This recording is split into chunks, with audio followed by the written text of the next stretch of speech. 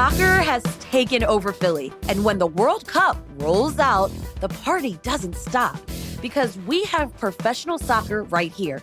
The Philadelphia Union returned to play to host rivals Red Bull New York on July 22nd. If you've never seen a match, now's your chance with the first match on us. If you have seen a game, enter today to win VIP tickets to watch Inter Miami take on the Philadelphia Union when Lionel Messi comes to town on August 18th. Register for both at philaunion.co/citycast.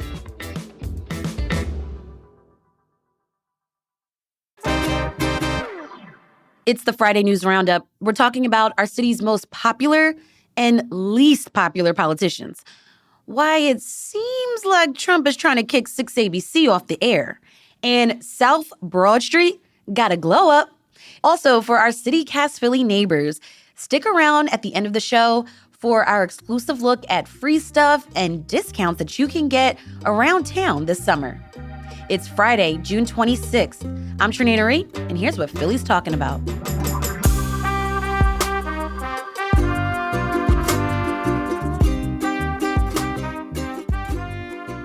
Joining me this week for the Friday News Roundup is CityCast Philly executive producer Matt Katz. Hey, Matt. Hey there, Trenae.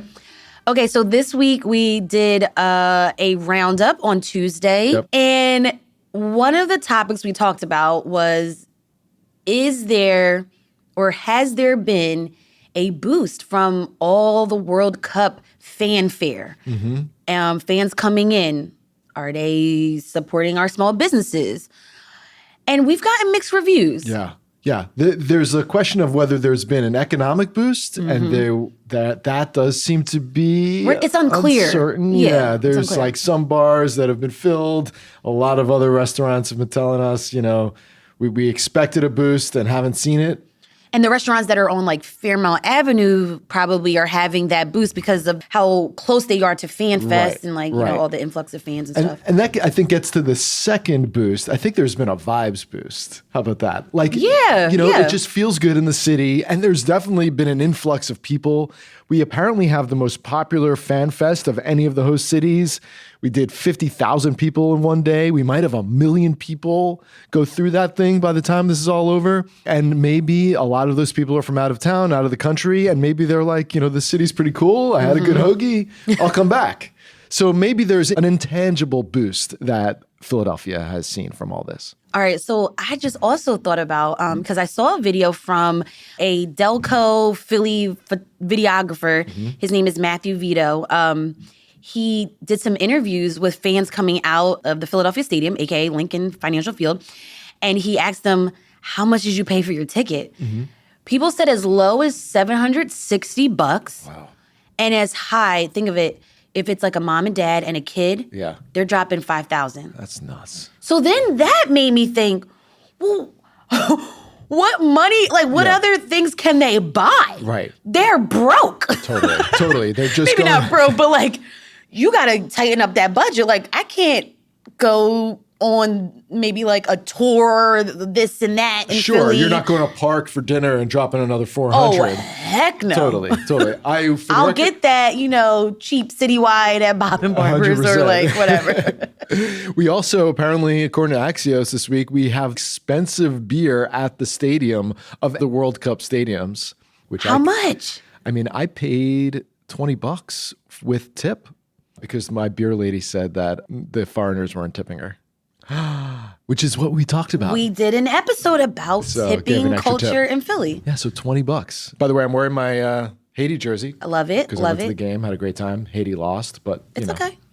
The vibes. The vibes were good. You still feel the vibes. 100%.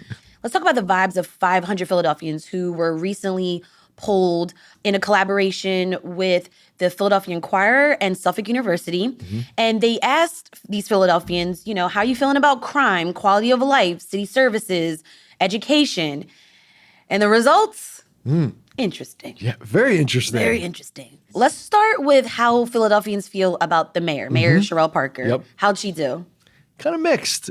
Slightly favorable overall, but not overwhelmingly favorable. And really, depended on your demographic. Right, in like your terms of age whether- group, your racial race, makeup. it really yeah. split on that. So overall, 44% of respondents said they had a favorable view of the mayor. 35 said they did not.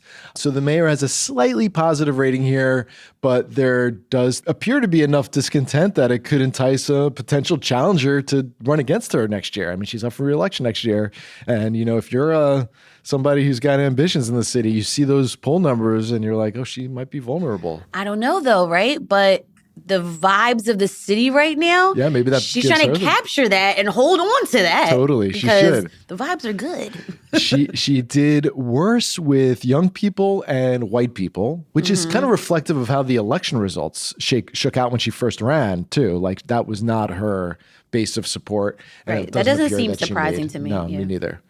What about other politicians? The most popular politician for Philadelphians is Governor Josh Shapiro.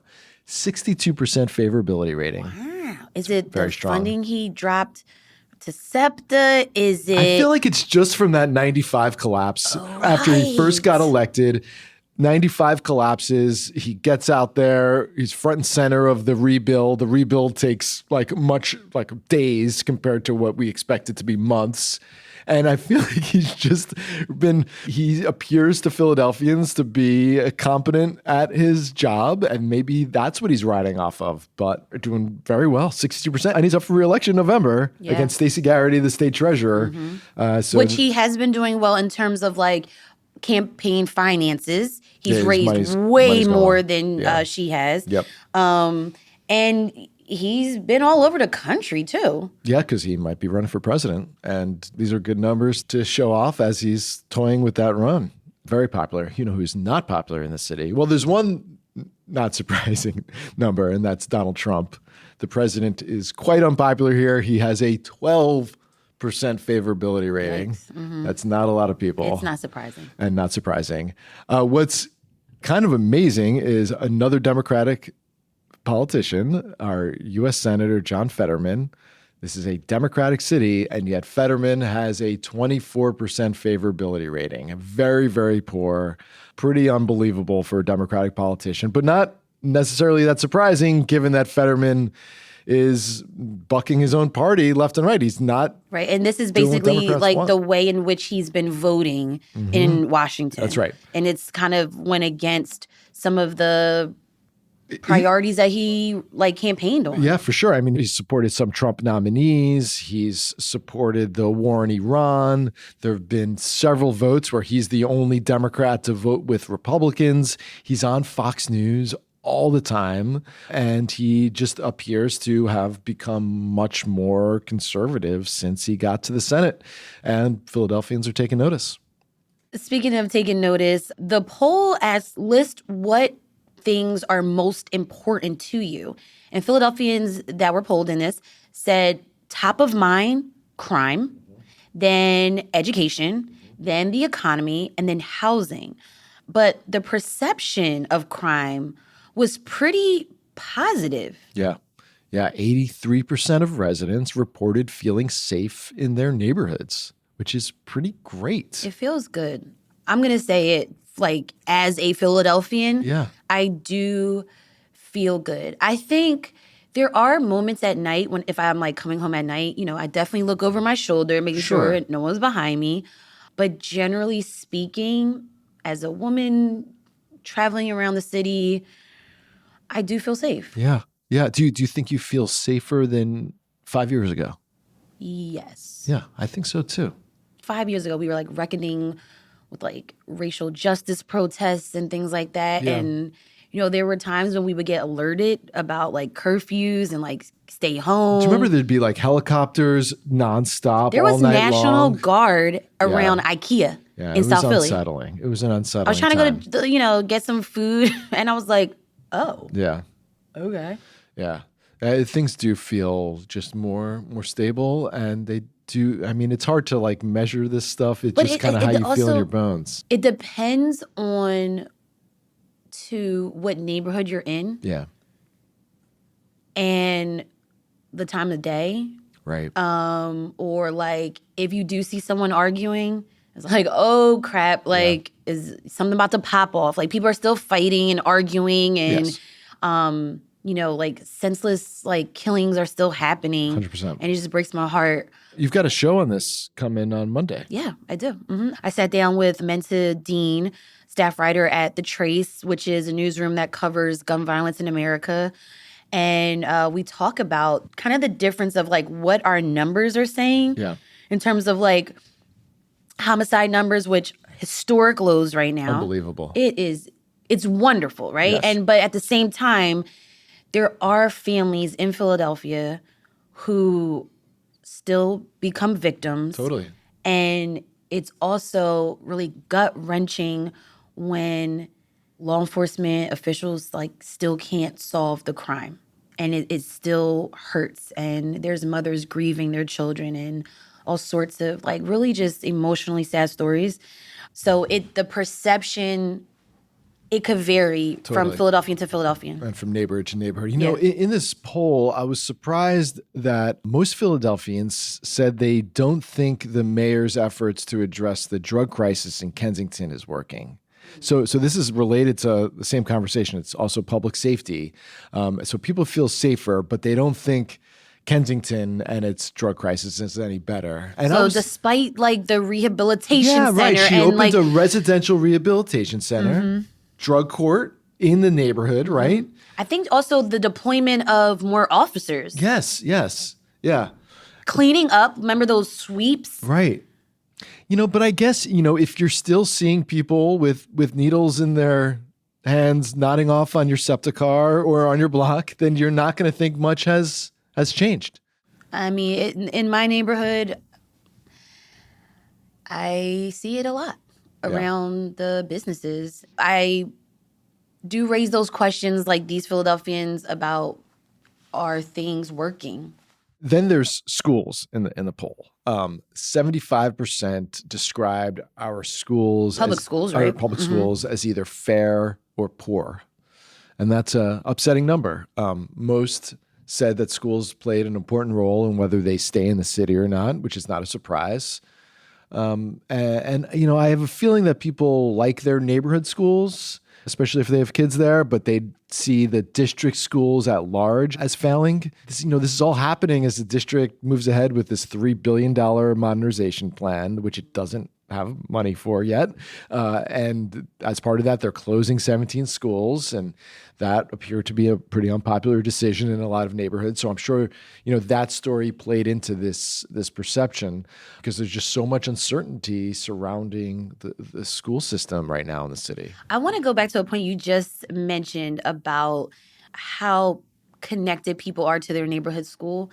You always tell me like these wonderful stories about how, like, your kids had an opportunity to, like, change the name of their school, right? And, like, all of the spelling bees and, like, the community activity that happens at a school. Like, how do you feel as, not only as a parent, right, but also as a Philadelphian, that you, like, have a real voice, a real hand at cultivating this sort of, like, extension of your, like, family in this school building? Yeah, I absolutely have felt that way. I mean, it's hard to feel like you can have an impact on the district at large, but you can walk into your neighborhood school and you could know everybody in there. And it really can feel like a community. The playgrounds of schools, whether they're like a simple blacktop with a basketball hoop or something more elaborate, they really become like this centerpiece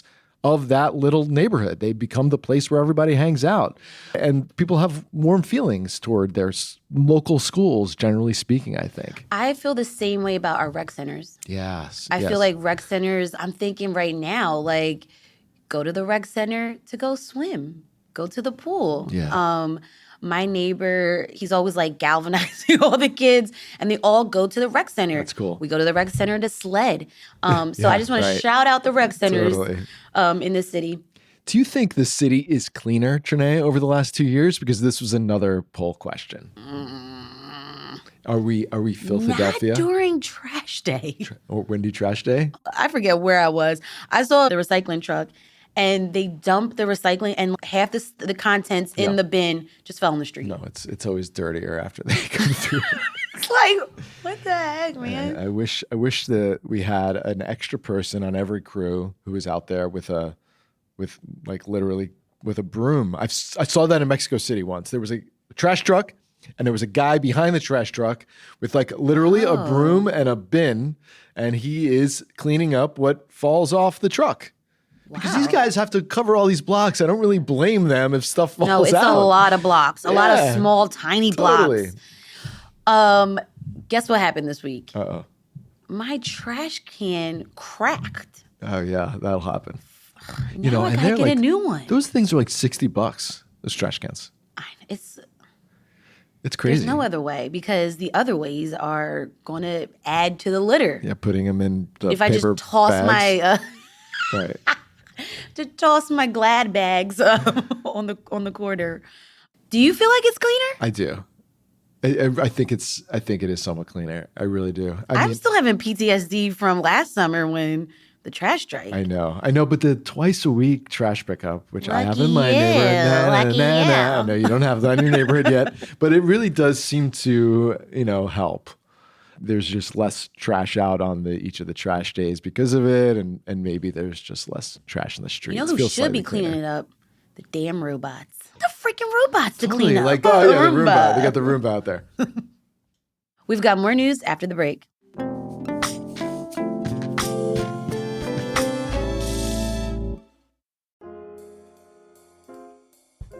Fiddler Club might be Philadelphia's best kept secret. It is a members-only club designed for the way people actually live today. It's all under one roof. You can start your morning with a workout, take meetings from a co-working space or private office, then end the day with dinner, drinks, bowling, or time with your friends. Located right across from 30th Street Station, Fiddler Club brings together fitness, work, dining, and social life in one incredible space. The club features a 2-floor fitness center, indoor pool, golf simulator, cold plunge, co-working spaces, private rooms and offices, 2 bars, a restaurant, private balconies, and even complimentary babysitting for members.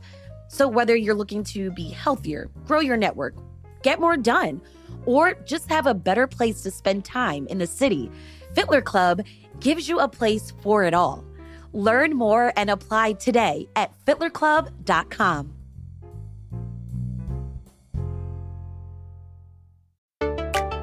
Art Philly's What Now 2026 is a citywide festival taking place throughout Philadelphia now through July 2nd. It's written by eminent playwright, actor, and professor Anna Duvere Smith. The Basil Biggs workshop production traces the life of Smith's great-great-grandfather, a farmer, veterinarian, and prominent Gettysburg figure. Biggs received a contract to disinter and rebury the dead Union soldiers following the Battle of Gettysburg, the bloodiest of the Civil War. Though a prominent figure in his community, it appears that Biggs did not read or write. For tickets to these projects and more at What Now 2026, visit artphilly.org.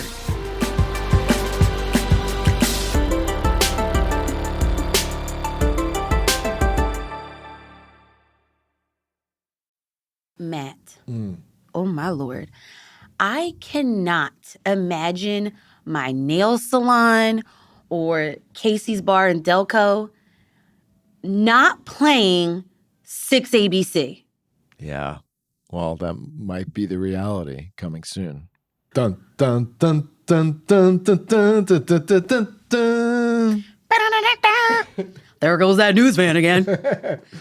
We may not hear that because FCC is coming for 6ABC. Let me set this up. Smaller local TV stations that might have like NBC, CBS, ABC, they're actually like owned by like smaller companies. So WPVI TV are the call letters for what we know as Action News 6ABC. They cover the Delaware Valley. They are owned and operated by the American Broadcasting Company, ABC. So our Region 6 ABC is one of 8 owned ABC companies. ABC has a parent company, Disney. Y'all know who Disney is. Okay. So here's the issue. In April, the Federal Communications Commission started investigating the broadcast licenses of those 8 ABC stations. Now, this came after President Trump called for ABC's late night host Jimmy Kimmel to be fired because he made that joke about the First Lady. Right. So the timing is really interesting. So things took a more political turn when the only Democrat on the FCC panel, which is like a 3-member panel, her name is Anna Gomez. She wrote a letter to Disney saying that Trump's FCC is targeting these local stations and that, quote, it's an extraordinary and dangerous misapplication, basically, of what the FCC actually does. She basically said, yeah, Trump is going after your local TV station and your local news station, and in our case, the biggest news station by far, the market leader forever in Philadelphia, because a late-night comedian made a joke about the First Lady, which is pretty extraordinary when you think about it in the United States of America. So things go further. Now, the FCC said that their investigation actually is really about diversity, equity, and inclusion initiatives at Disney. And so FCC is basically saying DEI is, quote, unlawful discrimination. So they're looking into their DEI practices. They're also looking into the National Broadcasting Company, which is NBC. Channel 10. Which is also, it has a parent company, Comcast. 6 ABC is urging viewers to submit public comment to the FCC to keep the news station on air. This is what they said on their website. 6 ABC has proudly served Philadelphia for nearly 80 years. Now the FCC is questioning our commitment to viewers by threatening to take us off air. Use your voice and tell the FCC that Philly deserves to keep its trusted local station, WPVI. You have until July 29th. And you can submit a comment at fcc.gov. I mean, this extraordinary investigation results in this extraordinary plea from Channel 6 to ask their viewers, ask Philadelphians to write to the FCC to try to stop any sort of penalty, or let alone getting kicked off the air permanently. Now, Matt, we talked about how special our city and regional television news is. Yeah. What has 6ABC meant to you? I mean, it's my go-to. You know, if there's local breaking news, this is the big dog in local TV news. This is how I have always felt most connected to classic Philadelphia, authentic classic Philadelphia. It like almost feels like it has connected me to the past, because it does. I mean, TV news in general feels retro, right? I mean, it's, and 6ABC feels like authentically Philadelphian retro. I mean, when Jim Gardner, the longtime anchor, retired, I think about 3 years ago now, I mean, there were fans who showed up outside the station, like a lot of fans showed up outside the station for his last broadcast to bid him a farewell. It was a major moment in modern Philadelphia history that Jim Gardner was off the air. You've made a point so many times on the show about how Jim Gardner and like TV reporters and anchors have been our local celebrities. Yeah. Right. I remember I was a college student and I had an opportunity. I was starting young in my journalism career, and I had an opportunity to do this like one-day program at 6ABC. And I saw Jim Gardner. I was like, oh my God. And so we did this like one-day thing, and Rick Williams. Our top story on Action News tonight. Rick Williams, the deepest voice in the Delaware Valley. So I'm on this like video, and I'm like, thanks, Rick. Like we're doing like a fake live, like a live hit. And and this never went on air. Just confirm. Yeah. And anyway, they gave us some swag, and I gave my mom the 6ABC hat. She wore that hat after I've worked at like WHYY. I've worked at Wall Street Journal. She wore that hat for years. I'm like, yo, I don't work. I don't work there. That's what made her most proud. That you had a connection with Channel 6. Yep. So shout out to them for the swag. But yeah, I have similar sentiments. You feel like they're, talking to you about the top stories. And let's be clear, this is totally absurd. I mean, it's absolutely insane that the president's going after a comedian, first of all, for making a joke about his wife. That's A. And B, Rick Williams and the hardworking reporters of Channel 6 had nothing to do with that nonsense. No. So please, let's call this what this is. It is a hot mess. A hot mess. And you can register your own opinions at fcc.gov. All right, we'll be back after this break.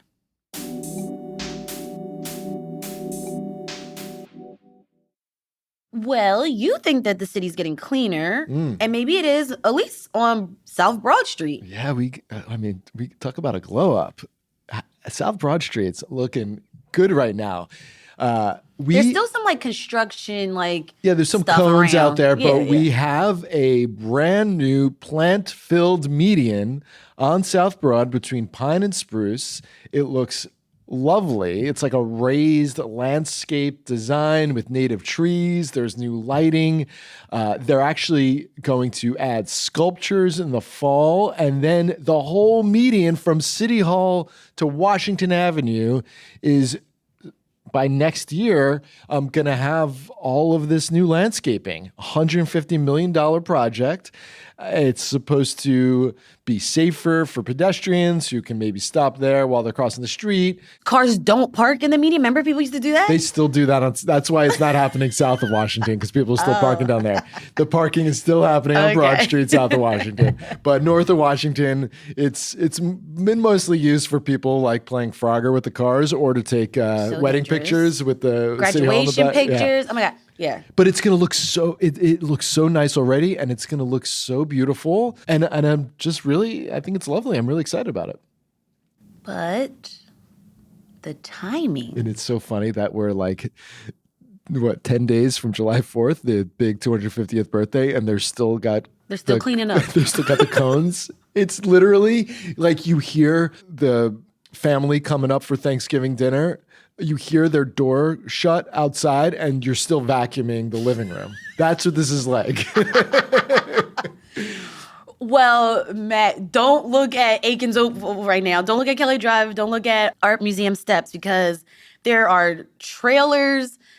The stage for this July 4th concert, Matt, still being. It is, they're constructing it right now.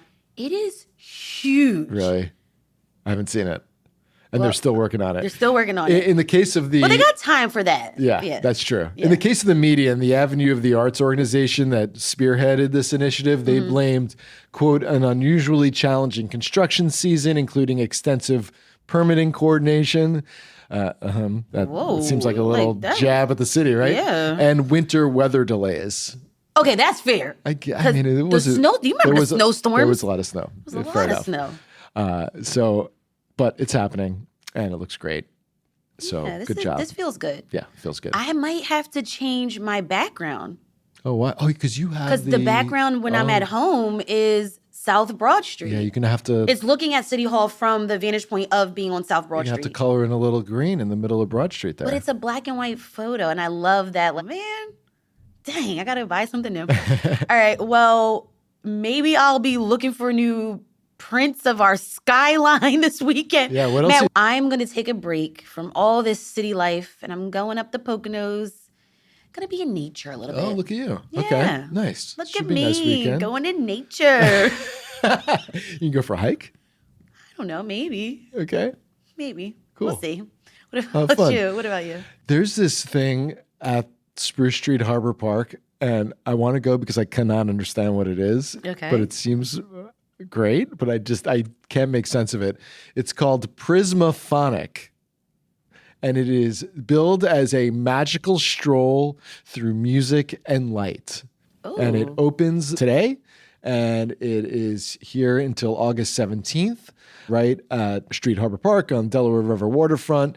And it is supposedly this multi-sensory experience where, quote, music and light come to life in perfect harmony.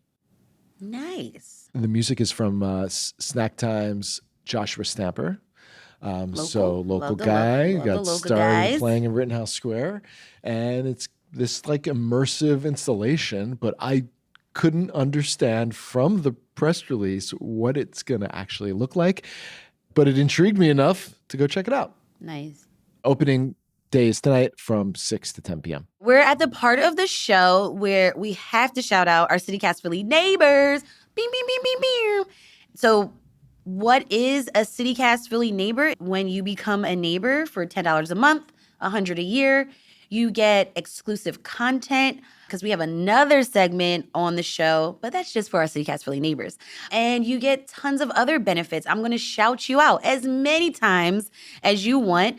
And not just you, but shout out your favorite local business, your favorite nonprofit in the city.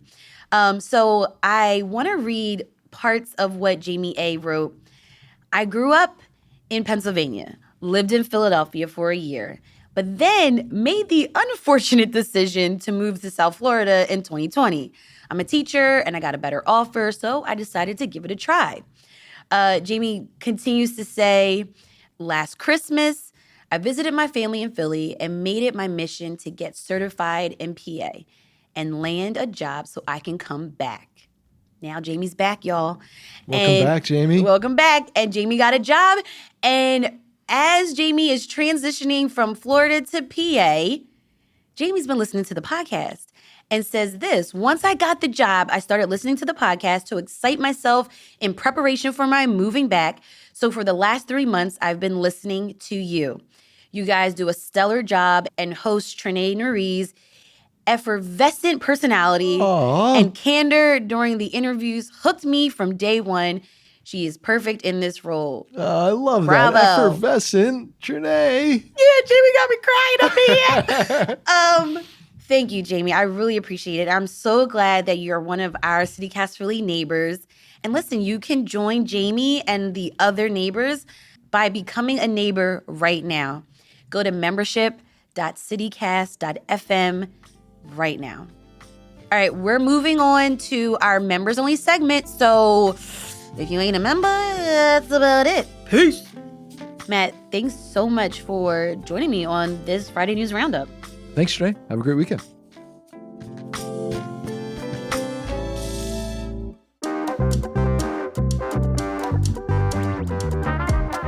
That's all for today here on CityCast Philly. Our executive producer is Matt Katz. Our senior producer is Abby Fritz. Our producer is Bridger Dunnigan. Our newsletter editor is Siani Colon. And shout out to Abby for writing this week's newsletter. Our host is me, Trenae Nuri. Music is by Philly's own Interminable, with additional music from All the Kimonos. If you enjoyed the show, really this week of episodes, share this with a friend. Rate the show, leave us a review, and subscribe to our morning newsletter. And also, guys, you can send me a text, a voice memo. Participate in the conversations. Let me know what you're thinking, how you're feeling about all these stories. That number is 215-259-8170. All right, we'll be back Monday morning with more news from around the city. Have a great weekend and be safe, y'all. Bye.